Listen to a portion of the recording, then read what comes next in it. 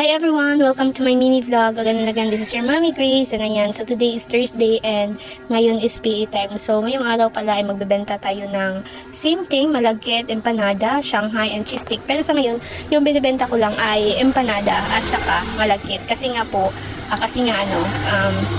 yun, wala kaming pasok kasi sinuspended sa sobrang init and then holiday, so medyo mataas na yung hindi nagbenta and hindi nakapunta dito sa school. So ngayon ang time na makapagbenta tayo. Pero actually, kinabahan talaga ako nito kasi nga akala ko walang bibili kasi yung mga teacher nag-seminar dun sa Bohol yata, if tama ba? Basta nag-seminar. So, yung ginawa ko sa mga kaklase, and then, happily saying, andyan pala, mayroon palang bumili. And pinuntahan ko na rin yung mga teachers na naiwan pa, especially sa library, and then, sa finance. So, pumunta ako ng finance and registrar. So, kung pumunta ako doon, nag-approach ako kay mama, baka bibili siya. So, bumili nga siya ng dalawa, and then, kinuha ko na rin yung mga kailangan ko dito sa registrar. So, after dito sa registrar, pumunta naman ako ng finance kasi pina-follow up ko yung tuition ko na nabayaran. So, special things kay ate kasi nga nagbayad na siya. So, ayan, para nakasave na tayo ngayon.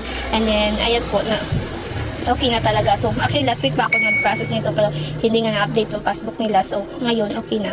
So, ayan, nandito na tayo. And then, yun. And I'm really blessed and thankful dahil kahit ganun, naubos pa rin yung paninda ko and bumili rin yung guard namin, si Lady Guard. So, special, actually, bawal itong sinuot ko dito sa Blackgate kasi nga, yung lalabas ka talaga ng nakasuot niyan is doon sa Green Gate. So, yun, hindi ako kalabas pero nakita niya ako. Pero alam naman niya kasi nag-classic kami and then nag-exam. So, ayun. So, pumunta na muna ako dito sa MM6, dito sa room namin kasi nag-attendance kasi wala kaming pasok. So, isa lang yung pasok ko sa isa ngayong araw kasi nga yung mga teacher na seminar. So, ayan. So, I am really blessed and thankful kasi naubos. And then, babalik na tayo doon sa Green Gate para lalabas kasi bawal na doon sa Black Gate. So, ayan. I am really happy. And then, suddenly, kasi dito ako sa Green Gate dumaan. So, dumaan na muna ako dito kay Lord kasi nga malapit lang. So, pumunta ako dito sa simbahan and thankful and blessed ako dahil kahit papaano, natustusan ko yung mga pangangailangan, kahit mahirap yung buhay, I am really blessed dahil kahit isang single mama ko, nag-aaral, nagtatrabaho, and then kahit gano'n, natulungan ko pa rin yung mama ko, nagsisika pa rin ako, pero sana,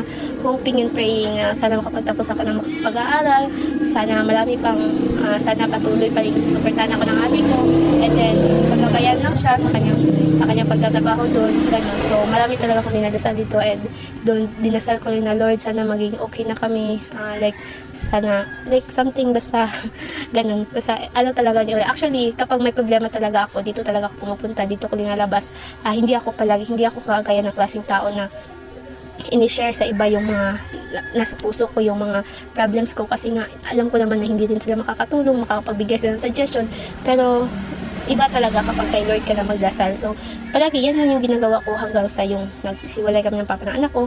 Ganun. Pero actually, okay na kami doon. Never mind na sa kanya. Basta doon, dinasal ko. And I am really blessed and thankful dahil naubos kahit walang mga teachers, hindi masyado mga klase. And isa lang yung subject ko. And I am really blessed and thankful kasi nga, naubos lahat.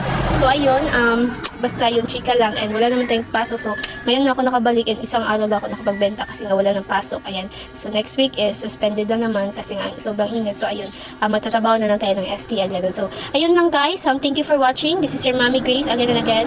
Mag-aral lang tayo, sumikap lang tayo, balang araw makakamit din natin yung pangarap na gusto natin sa buhay. So, ayun lang. Please like and subscribe. Again and again, this is your Mommy Grace. Bye!